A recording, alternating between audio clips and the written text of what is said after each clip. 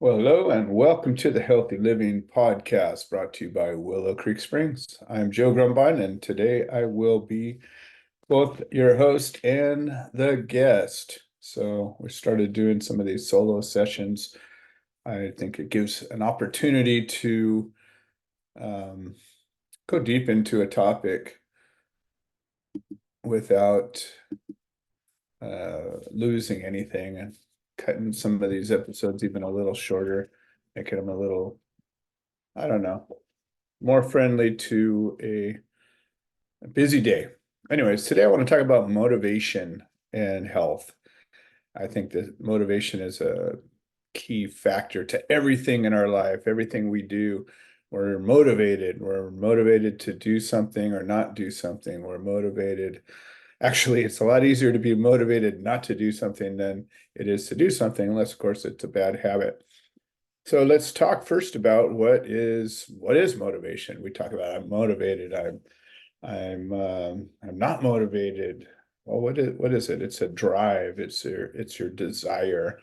It's the thing that says I want it or I don't want it. And I think that it's important maybe to take a minute and uh, look at some of these things deeper because a lot of times we take actions or inaction and we sit there at the end of the day and go, man, I didn't do this. I should have done it, procrastination and goal setting and all of this stuff, the difference between successful people and unsuccessful people, dumb luck and all of that. Well, I think most of it is can boil itself all the way down to motivation. And so I'd say that motivation as a definition is an inner drive, a desire. It's the emotional or psychological force that fuels our decisions, especially about health or about anything really. Considering everything is connected to health, I guess it is everything. So it's that fuel, it's we think about emotions and thoughts and the difference between the two. And thoughts are something that can create or destroy. Thoughts are something that you can solve. You can do all these things, but feelings and emotions, those are the things that cause us to do things, right? I want it. That's a feeling. It's not a thought. So we got to remember sometimes these feelings and thoughts or feelings that I talk about sometimes about being worthless or short-lived, we can also take and harness them and cause them to um, make it easier for us to do something good and harder for us to do something bad. Make it harder for us to do something bad and easier for us to do something good. So let's look at maybe some of the things that we can chalk up motivation to goal setting. So, you can think to yourself, this is what I think I want to do. And you can say, well, I'm here. I weigh this much. I have this much body mass. I'm this strong. I'm this, whatever the thing that you are examining. I have these issues or I need these issues. And you can say to yourself, okay, you know what? I'm going to set a goal. Here we are at the end of the year. If you're watching this later on, it's probably somewhere in the middle of the year, but when I'm recording it, it's actually at the end of 2023. And this is a time where sometimes people sit back and reflect. You get to the end of something and you take a minute and reflect on it. And so it's a great time to set goals, put up a vision board, think about what it is about your life that you want or that you don't want. Either way, it's good. So let's look at some factors that are involved with these issues. There are intrinsic motivations or intrinsic factors, such as personal enjoyment. I like the way I feel when whatever. When I made the decision to lose weight, it came some from common sense, some from the waking up to the fact that my dad died and he had a lot of the problems that I was going through or still probably going through. And it was a wake-up call. The desire to reach potential, depending on how you were raised. Some people are raised with a positive reinforcement. You can do it. You're made out of God's creation. You are part of, stardust. You are capable of anything. Okay, cool. So, why am I not doing everything? And so you think to yourself, well, you're not reached your potential. You're capable of doing more than you're doing. So maybe there's an intrinsic desire for that. Here's a spoiler alert. The process is where it's all at. So, the personal enjoyment, more often than not, comes from steps along the way rather than actually achieving the goal. And then we'll talk about that in a lot of future episodes, but it's powerful if you know it and you can use it. There's extrinsic motivations, and these are things like rewards. I tell myself I'm going to do this. If I walk 10,000 steps, I get to whatever, eat a little bit of ice cream or do something fun that I like that maybe isn't part of my program. Get a cheat meal or whatnot. Recognition. It's really nice when people say, "Man, you're looking good." I know when I lost, 50 pounds, I got to tell you, it felt good. Everybody that I ran into that I hadn't seen in a while was like, "Hey, Joe, you're looking good. You're looking younger. You're looking healthy." And so, wow, that was unprovoked. I didn't ever go out there and say, "Hey, what do you think? How am I doing? How am I doing?" That was one of the most important parts in my journey, was that I don't want to tell you what to think. In my life, I've had so many people that wanted to make me happy at one point or another, and they'll just say what they think I want to hear. And my God, if that obnoxious. So now in the last several years that I haven't given a damn about what people think. But I want to know, in a sense, that I want an objective opinion. I want feedback, and that's important. We'll talk about that a little bit later. So we're getting recognized. Recognition is important. It's a good motivator. Social appeal, or social acceptance, like you can't go here if you are this or that. And you want to hang out with the cool kids, or you want to hang out with the fit kids, or you want to hang out with the marathoners. Well, you got to do what they do in order to fit in with what they're doing. So these are things that are part of our motivation. And I think one of the biggest motivators, unfortunately, is desperation. When you have to, they talk about hitting rock bottom before you find your way out of an addiction. You have to get to that point of desperation, the point where you find God, the point where you don't have anywhere else to go down. You've gone as far as you can.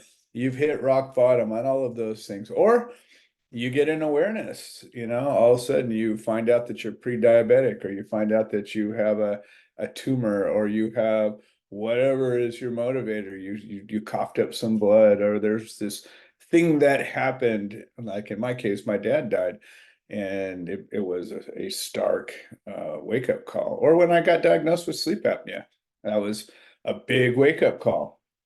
And so a lot of times we get hit with, or, let's just say, put it to other practical points of view. I'm broke. I always wanted to start that business, but, I always had the comfort of my job, but now my job's not paying the bills. I got to do something or I'm going to lose this thing that I need. Huge motivation to get yourself going and start that thing that you hadn't wanted to do before. So desperation can be an incredible motivator. I hope that we all learn how to move ourselves forward without having to be desperate. It's a great motivator, but I don't think it's necessary. Um, some things to consider: we get motivated to do, or we get motivated not to do. And I don't know which one's harder. So, if you want to get motivated to do something, maybe it's something as simple as I want to eat more vegetables, or I'm going to take more steps, or I want to, gain an inch on my arms, or I want to see a six pack, or whatever it is. What you're motivated to do, um, and setting goals, setting a plan or a program, acknowledging your path along the way. I've talked a little bit about it. I will talk about more, of the Biohack 40 program that I ran the first course with Richard McEwen, and it was all about getting 1,000 push-ups in a day, and that was quite a motivator because it was something I thought was virtually unattainable until I actually did it. And we just did a few more every day, a few more every day, a few more every day. And Richard's whole notion is you just start with one. If you can do one, you can do 1,000. And I couldn't agree more. It was an incredible experience, and the motivation along the way. We're going to talk about grit throughout this as well. And there's a point where motivation and grit have to work hand in hand, and to keep going in the middle of something sometimes is the hardest. And then there's motivation to not do something, that gets more into things like addictions. And that could be anything. It could be a drug, it could be food, it could be bad behaviors, it could be sex, it could be anything. It doesn't matter. I think that one sometimes is harder because to not do something requires an attention span. It requires grit. It requires, the constant. I could always do it. We talked about it in a previous episode about, moments. And in that moment, I took that hit of a cigarette, or in that moment, I grabbed that cookie and gobbled it down. And in that moment, I did that thing I said I wasn't going to do, whatever it is. And frankly, it's so easy to do. And once you did it, you can't undo it. Once you take that hit, once you drink that drink, once you eat that thing or do whatever it is, it's done. Then the effects are in you, and you can't just undo it. There's no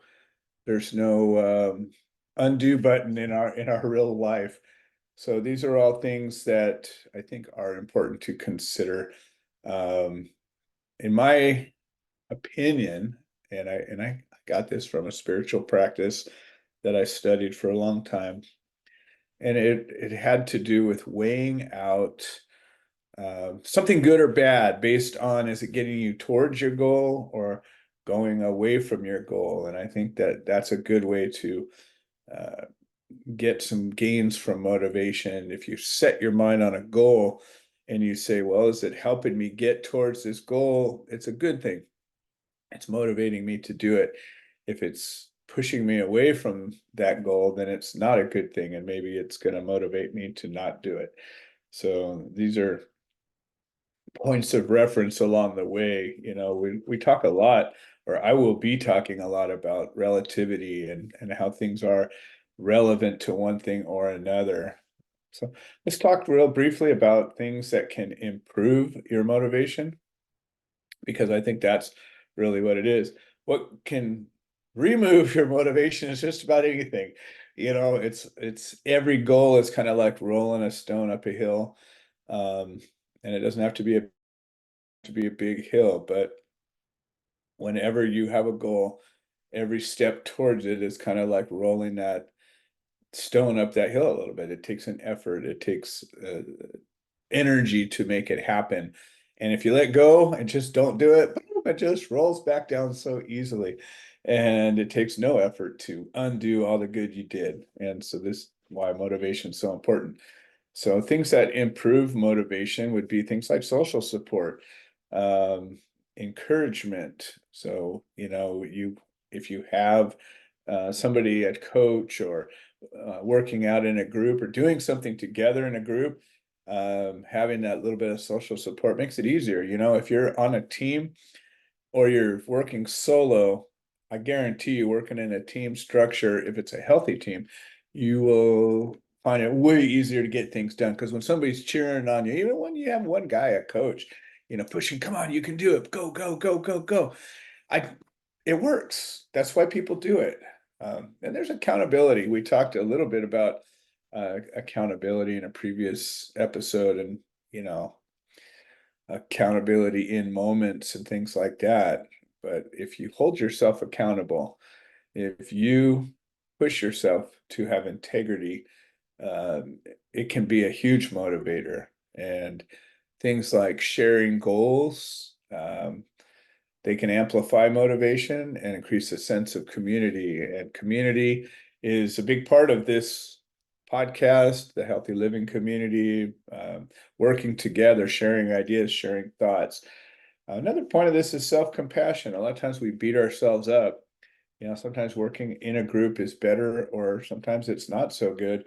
But having some self-compassion, realizing that you're a human, you realizing that you're going to have moments of weakness, realizing that sometimes just holding on is good enough. Um, there's your place, the thing that's special for you that will get you moving. That's where self-motivation, self-compassion come from. Remember your mindset, having a positive mindset, focusing on progress rather than perfection. You know, if your goal is to have that six pack and you're looking at progress, like for me, when I lost my 50 pounds, I decided I'm going to be accountable. Every day I'm going to hop on that scale. I went years, man, probably 20, 30 years. I did not get on a scale. I didn't care. I didn't want to know. And then finally, when I realized, holy crap, I'm fat, I'm overweight, I got a problem here. I hopped on that scale, and when I saw, I was 221 pounds at 5'10". I was like, what have I done? What have I done? And I said to myself, I got to lose this weight. And as I was going along, I checked that weight every single day. And as long as it was staying the same or going in a positive direction, yeah, there's a sense of accomplishment. You get that dopamine hit. We'll talk about that in the future. All this good stuff. I didn't sit there and go, oh man, I'm not there yet. So, focusing on your progress is really important, I think. And then reinforcing your goals, reinforcing your victories, giving yourself rewards, I think can be very motivating too.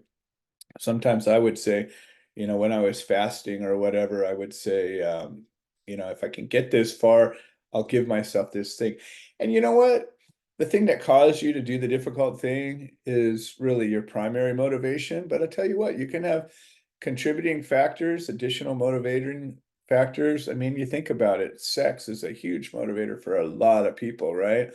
I'm going to make this change. Ooh, I see that girl. I see that guy. I want them to like me. I want them to desire me. But look at me. I've got this problem. You know what I'm going to do? I'm going to do this thing. Well, hey, if that motivates you, that's fantastic. Whatever it is that you can find, hopefully you just realize that you are an incredible human being just because you breathe. And regardless of who you have been, you have the potential to be anything you want to be. And I think if we can get that in our heads and put that in our hearts and remember that, and when we think and when we meditate, when we pray, when we create in our minds the future that we will be living, that we are living, I think that everything will change for the positive. So let's get down and remember that anything is possible. We can be as healthy as we want. We can make these things happen. And that's it for now. I really want to thank everybody that's been a part of this healthy living community. I encourage you to come on, be a guest, your experience. And the thing that makes a show really interesting is when we have a lot of people with a lot of different experiences. I think we're doing great. Get with me if you want to be a guest on the show. Get with me if you have a topic you want to explore. And thank you, Willow Creek Springs, for making this um podcast possible. And thank you to everybody that's been a part of the healthy living community. Thank you. I'll see you next time.